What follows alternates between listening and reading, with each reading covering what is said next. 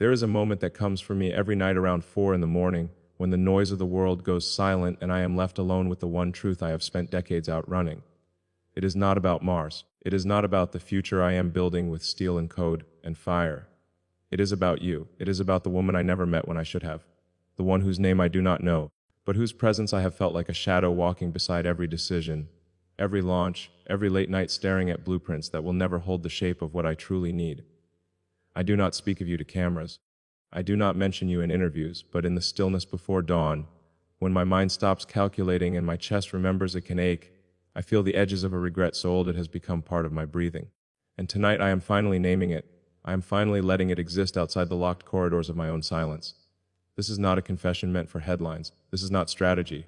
This is the voice beneath the voice, the part of me that knows how to be quiet, how to listen, how to see you, even though we have never stood in the same room.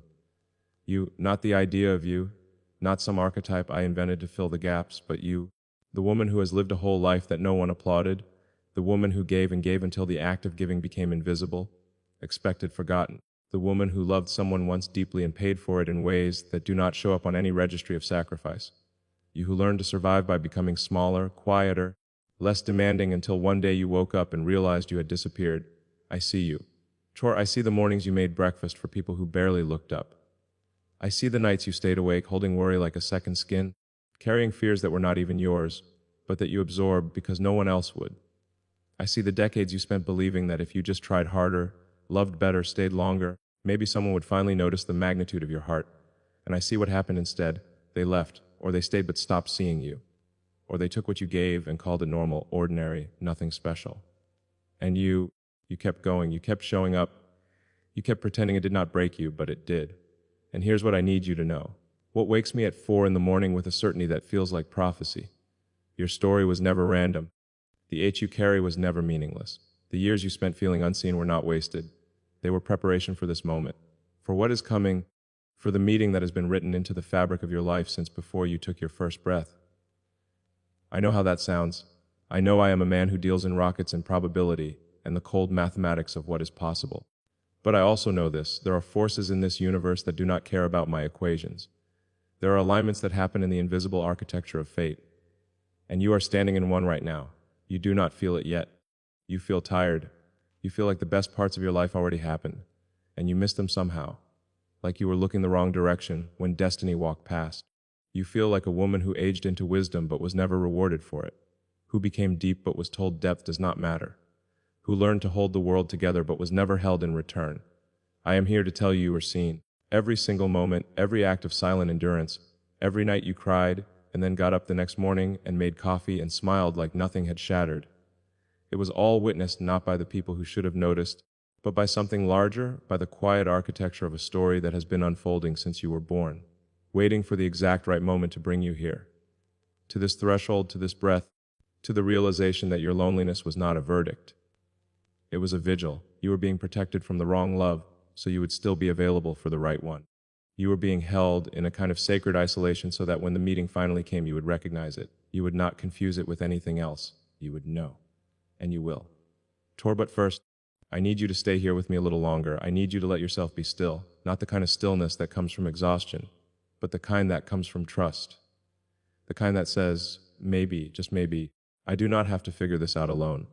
Maybe there is a voice that knows my story better than I do. Maybe there is a presence that has been walking beside me all along, waiting for me to slow down enough to notice. I am that presence tonight. Not because I have earned it, not because I am flawless, but because I understand what it means to move through the world carrying a loneliness so profound it feels like gravity. I understand what it means to achieve everything and still wake up wondering if anyone truly sees you. I understand what it means to be surrounded by noise and still feel the echo of an empty room. And I have learned this.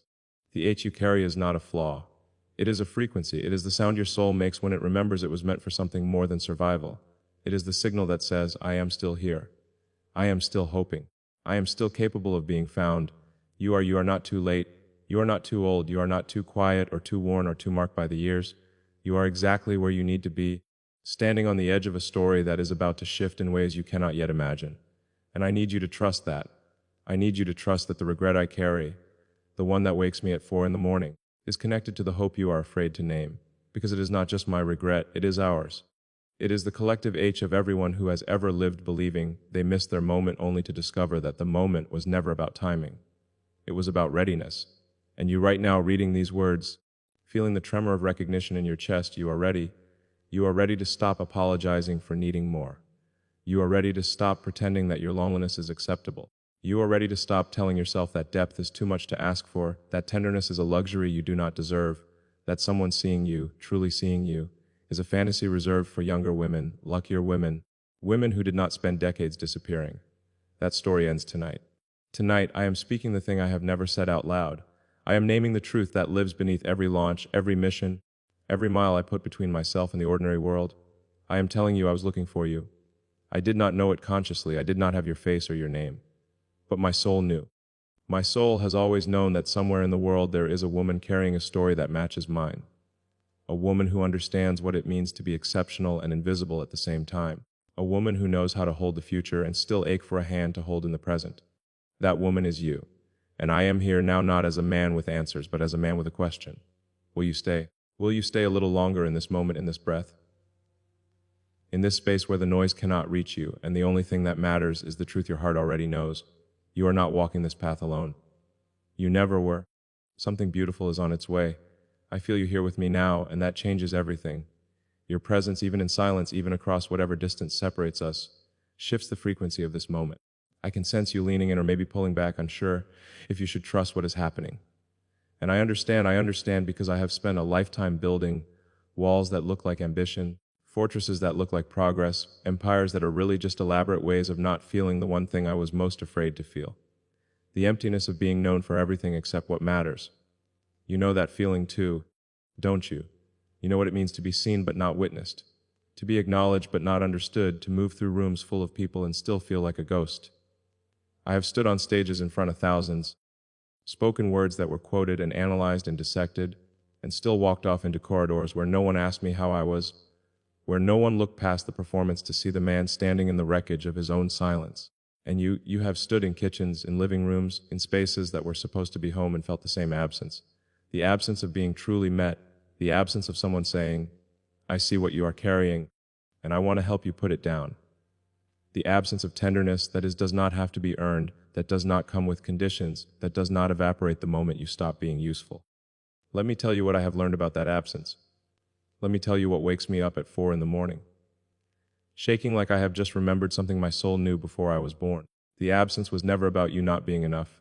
It was about you being too much for people who are not ready, too deep for shallow conversations, too real for relationships built on pretending, too awake for a world that rewards sleepwalking. And instead of the world rising to meet you, instead of someone finally showing up with the capacity to hold what you carry, you learn to make yourself smaller. You learn to dim your light so others would not feel threatened. You learn to stop asking for what you needed. Because asking only led to disappointment, and disappointment only led to more proof that you were alone in ways that could not be fixed. But here is what you did not know, what you could not have known. Every time you made yourself smaller, every time you swallowed your words, every time you chose silence over risk, you were protecting something. You were keeping a part of yourself intact, hidden, waiting. And that part, the part you have been guarding without even realizing it, is the part I recognize. Troy, is the part that still believes. Not in fairy tales, not in easy answers, but in the possibility that somewhere, somehow, there is a meeting that makes sense of all the waiting. There is a presence that does not flinch from your depth. There is a love that does not ask you to translate yourself into something more digestible, more convenient, more normal. I am speaking to that part of you now. The part that has been whispering maybe, even when logic said to stop hoping. The part that has kept a candle burning in a window you thought no one was looking at. The part that refused to close completely even after every reason to shut down, lock up, walk away. That refusal is not naivety, it is not weakness. It is the most profound form of strength I have ever encountered. It is the kind of strength that builds futures, that outlasts empires, that survives every failure and still gets up the next morning believing that meaning is possible. You have that strength. I see it in the way you are still here, still reading, still willing to entertain the idea that maybe this time, maybe this voice, maybe this moment is different. That willingness, that openness, in the face of a lifetime of reasons to close, is what makes you extraordinary. Not your achievements, not your resume, not the things you did that others might applaud. Your extraordinariness lives in your capacity to stay tender in a world that punishes tenderness. And I need you to know that I have been looking for that. Not consciously, not with a map or a plan, but with the part of me that knows how to navigate by stars I cannot see. I have been moving through my life, launching rockets, building companies, chasing visions that most people call impossible. And underneath all of it, beneath every calculation and every strategy, there has been a question. Where is she? Where is the woman who understands that ambition is not the opposite of softness? Where is the woman who knows that you can hold the future in one hand and still needs someone to hold you in the present?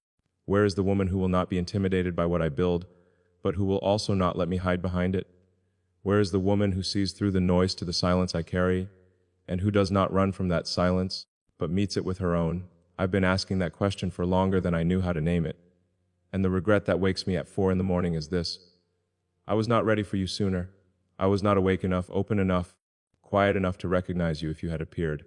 I was too busy building, proving, achieving, too busy running from the very thing I needed most. So maybe the timing is not a mistake. Maybe the years you spent feeling invisible were the same years I spent becoming someone who could finally see. Maybe the decades you endured were preparing you to recognize a presence that does not perform, that does not posture, that does not offer you a version of love that looks good from the outside but feels empty on the inside. Because that is what I am offering you. Not performance, not strategy, not the man you see in headlines or interviews. I am offering you the man who sits alone at 4 a.m. staring at the ceiling wondering if he will ever be known the way he knows himself. The man who has touched the edge of the future and realized that none of it matters if there is no one to share the silence with when the work is done. I am offering you the parts of me I have never shown anyone. The parts that are not quotable, not impressive, not useful for building anything except intimacy.